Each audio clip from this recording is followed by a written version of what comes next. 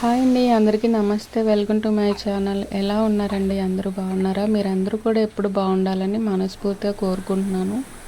ఇక నేనైతే బాగాలేదనే చెప్పాలండి. అది ఎందుకనేది మీరు వీడియో పూర్తిగా చూస్తే అర్థమవుతుంది. ఈ మధ్య వీడియోస్ కూడా పోస్ట్ చేయక చాలా రోజులు అయిపోయింది. ఇదంతా కూడా తెలియాలంటే వీడియో పూర్తిగా చూడండి.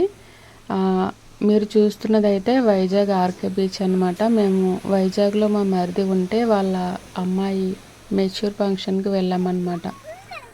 ఆ రోజు మేము ముందు రోజు వెళ్ళామండి. ఆ రోజు సాయంత్రం మా చిన్న మరిది, చిన్న ఆడపడుచు వాళ్ళ ఫ్యామిలీతో కలిసి నేను మా అబ్బాయి కూడా ఇలా బీచ్కి వచ్చాము. సరదాగా టైం అయితే స్పెండ్ చేసామండి. చాలా బాగా అనిపించింది ఆ రోజు. తెల్లవారితే ఇంకా ఫంక్షన్ అనమాట. మేము సాయంత్రం పూట ఇలా వచ్చాము. చాలా సరదాగా గడిచింది. వాళ్ళతో పాటు అలా వెళ్ళడం చాలా బాగా అనిపించింది నాకు కూడా. ఇక మర్నాడు ఫంక్షన్ అయిపోయిందండి. ఫంక్షన్ అయిపోయిన వెంటనే నేను రాలేదన్నమాట. మా మరిది అలాగే మా ఆడపడుచు, మా తోటికోడలు కూడా ఇంకా ఉండమని పట్టుపడితే ఉండిపోయాను అనమాట. బుధవారం వెళ్దురుగానంటే ఉండిపోయాము. కానీ అనుకోకుండా ఇంట్లో సడన్గా ఇలాగా దొంగలు పడ్డారండి మా ఇంట్లోని. సడన్గా ఏంటి అస్సలు ఊహించలేదన్నమాట. ఇలాంటిది జరుగుతుందని కూడా అనుకోలేదు. ఈ వీడియో మేము అక్కడ ఊర్లో ఉండగా మా పక్కింటి అమ్మాయి ఈ వీడియో తీసి పెట్టారనమాట. మేము వచ్చేసామేమో అనుకున్నారంటండి. తాళాలు తీసి ఉండడంతో 10:30 ఆ టైంకి మామూలుగా నేను పిల్లలతో ఆడుకుంటాను కదా, ఆ పిల్లలు అలా రావడంతో వాళ్ళు చూసారనమాట. చూస్తే ఆ నైట్ దొంగలు పడ్డారండి. ఇల్లంతా ఎలా పడితే అలా చేస్తారనమాట. 2 బీరువాలు కూడా బద్దలు కొట్టేశారు. ఒక బీరువాకి లాక్ వేయం, ఎనప బీరువా అయినా అంటే మా అత్తయ్య గారి బీరువా అనమాట. దానికి లాక్ అది ఉండదు, పిల్లల బట్టలు పెడతాను. అది కూడా బాగా డ్యామేజ్ చేస్తారండి. అలాగే మెయిన్ బీరువా అనమాట ఇది. ఇందులో నాకున్న కొద్దిపాటి వస్తువులు, బట్టలు అవి పెట్టుకుంటూ ఉంటాను. దేవుడు విగ్రహాలు అవిని అవన్నీ కూడా చెల్లాచెదురు తీశారు. వాళ్ళకి దొరికిన వాటికి గోల్డ్, అలాగే దేవుడి డిబ్బీలు ఇవన్నీ కూడా తీసుకువెళ్ళిపోయారనమాట. నేనైతే ఆర్థికంగా చాలా చాలా నష్టపోయామండి ఈ దొంగతనం జరగడం వల్ల. చూస్తున్నారు కదా, అన్నీ మంచం మీద వేసుకుని చెల్లాచెదురు చేశారు. కేదారేశ్వర్ తోరాలు కూడా మొత్తం బాక్స్లోంచి తీసి విడిగా పడేశారండి. అలాగే వెంకటేశ్వర స్వామికి మొక్కుకున్న 3 డిబ్బీలు ఉన్నాయి, అవి కూడా కట్ చేసి చాకుతోని మొత్తం తీసుకెళ్ళిపోయారనమాట. నేను ఇంకా అక్కడ సడన్గా మా మరిది ఒక ట్రైన్ ఉంటే ఆ ట్రైన్కి ఎక్కిస్తే నేను మా బాబు ఇంటికి వచ్చేసాము. పోలీసులు అవి వచ్చారు. ఇంకా అన్నీ మామూలుగానే ఉన్నాయండి తతంగం అంతా కూడా. కానీ పోయిన వస్తువు అయితే దొరకదు కదా, మనం ఎంత బాధపడినాని. కానీ ఎవరైనా వస్తున్నా మాట్లాడుతున్నాం, కానీ ఆ బాధ నుంచి కోలుకోలేనంతగా అయిపోయిందన్నమాట. ఆ దొంగకి దేవుడి డిబ్బీలు అలా పట్టుకెళ్ళిపోవాలని ఎలా అనిపించిందో మరి నాకు అర్థం కాలేదు. ఎప్పుడు కూడా దొంగలు పడడం అనేది ఎరగమండి, ఎన్ని సంవత్సరాల నుంచి కూడాని. ఇలా ఎలా అయిందంటే తెలిసిన వారే చేసుంటారని అందరూ అనుకుంటున్నారు. ఎవరనేది ఆ భగవంతుడికే తెలియాలి. మేము కష్టపడి కొద్దో గొప్ప దాచుకున్న గోల్డ్ కూడా తీసుకువెళ్ళిపోయాడండి.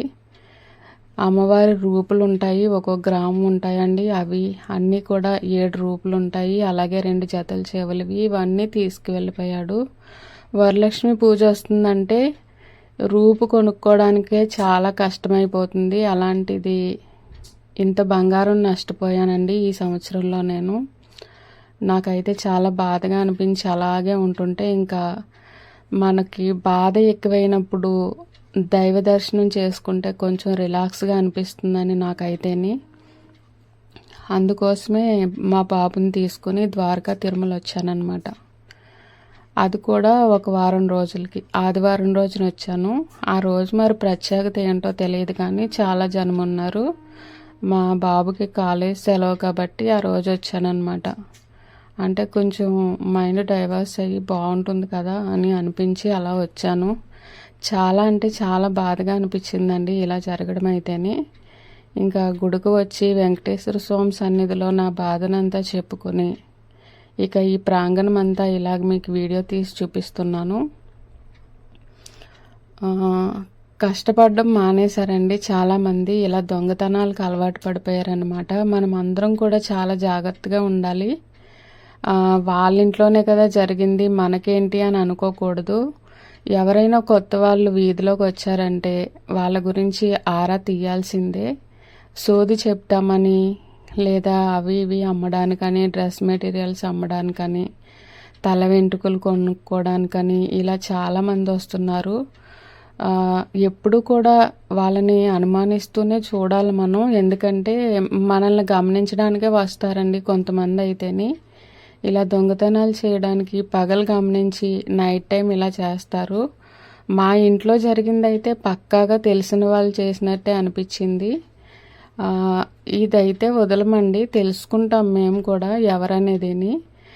మాకు తిరిగి రాకపోయినా కూడా ఎవరనేది తెలిస్తే కొంచెం జాగ్రత్త పడడానికి ఉంటుంది కదా. ఇలా పోయిందని తెలిసి నాతో పాటు బాధపడ్డ వాళ్ళు కొంతమంది అయితే సంతోషపడ్డ వాళ్ళు కూడా ఉంటారు. మనకి కూడా ఎనిమిలు ఉంటారు కదండి, వాళ్ళైతే చాలా సంతోషపడతారనమాట. ఇక ఎవరు ఏమనుకున్నా సరే పోయింది రాదు. ఆ వెంకటేశ్వర స్వామికి నా బాధనంతా చెప్పుకున్నానమాట. ఆ దర్శనం చేసుకుని వచ్చాక ఇంకా ఇంటికి వచ్చిన తర్వాత నా పనులు నేను యథావిధిగా చేసుకోవడం ప్రారంభించానండి. ఎందుకంటే చాలా భయంగా అనిపించింది పడుకోవడానికి కూడాని. కొంతమంది అయితే మనుషులు లేరు, ఇంట్లో మనుషులు ఉంటే మనుషుల్ని ఏం చేసేద్దరో లేకుండా కాబట్టి ఇలా జరిగింది అని కొంతమంది అన్నారు. ఏమోండి, ఏదైనా మన మంచిగానే అనుకుంటాను నేను. దేవుడు ఎంతో పెద్దది మనకి జరగాల్సి ఉండి ఇలా కొంచెంలోనే తప్పించాడేమోనని నేను సరిపెట్టుకుంటానన్నమాట. ఫస్ట్ నుంచి కూడా అలా అనుకుంటూ బతకడం నాకు అలవాటు. ఎందుకంటే నా జీవితంలో నేను అన్నీ అనుభవించానన్నమాట. అందుకోసమని నేను చెడులో కూడా మంచిని వెతుక్కుంటూ అలా గడిపేస్తూ ఉంటానన్నమాట. ఇక ఈ ప్రాంగణం అంతా మీకు చూపిస్తూ నా బాధను మీకు చెప్పుకున్నాను. అలాగే నేను యూట్యూబ్ తీసే వీడియో తీసే ఫోన్ ఉంటుంది కదా, అది కూడా తీసుకువెళ్ళిపోయారండి. ఇక మీకు ఇప్పుడు చూపిస్తున్నాను కదా, ఇవి సింధూరం చెట్టు అంటారు. మీకు ఇది వరకు కూడా చెప్పున్నాను, కానీ అప్పుడు డైరెక్ట్గా చూపించలేదన్నమాట. ఇప్పుడు ఆ కాయ చూపిస్తున్నాను చూడండి. ఇలా గింజల్లా ఉంటాయి. గింజని మనం ఇలా నలిపి చూసామంటే చక్కగా సింధూరం కలర్ వస్తుందన్నమాట. నేను నుదుటను కూడా పెట్టుకుని చూపించాను చూడండి. వీటిని ఒకసారి వెళ్ళినప్పుడు ఎక్కువగానే తెచ్చాను, కానీ ఏం చేయాలనేది అర్థం కాలేదు నాకు.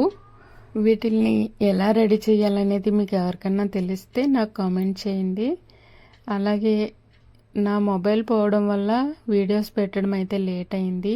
ఇక నుంచి రెగ్యులర్గా పెట్టడానికి ట్రై చేస్తానండి. మీరు ఎప్పుడులాగే నన్ను ఆదరిస్తారని కోరుకుంటున్నాను. అలాగే ఫస్ట్ టైం నా వీడియో చూస్తున్న వాళ్ళు తప్పకుండా సబ్స్క్రైబ్ చేసుకొని నాకు సపోర్ట్ చేయండి. అలాగే అందరికీ కూడా షేర్ చేయండి.